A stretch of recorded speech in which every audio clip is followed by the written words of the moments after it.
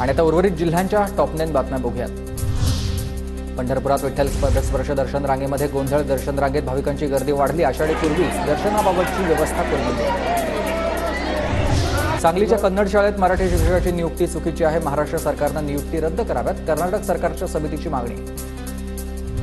आषाढी यात्रा कालावधीमध्ये भाविकांना विठ्ठल मंदिरामध्ये मोबाईल नेण्यास परवानगी, मात्र चित्रीकरणास मनाई। मंदिर समितीचे अध्यक्ष गहिनाथ महाराज यांची माहिती। साताराच्या कोयनानगरमधील ओबझर्डे धबधबा प्रवाहित झाला। 800 फूट उंचीवरून कोसळणारा धबधबा पाहण्यासाठी पर्यटकांची गर्दी।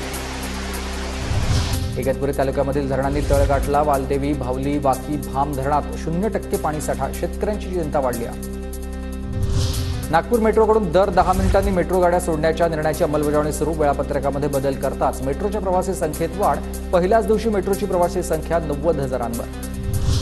पूर्व विदर्भात पावसामुळे पाठ फिरवल्यामुळे शेतकरी चिंतेत आहे। नागपूर, चंद्रपूर, गडचिरोली, गोंदिया आणि भंडारा या जिल्ह्यातील पेरण्या खोळंबल्या। छत्रपती संभाजीनगरमध्ये पावसामुळे भाजीपाला महागलाय। सर्वच भाज्यांचे दर 100 पार। सर्वसामान्यांच्या खिशाला काटले। केळी पिकाच्या विम्याची रक्कम जास्त असल्यानं केळी उत्पादकांनी पीक विम्याकडे पाठ फिरवली। प्रीमियम कमी करण्यासाठी शेतकऱ्यांची मागणी। केळी पिकासाठी 8,500 रुपयांचं प्रीमियम।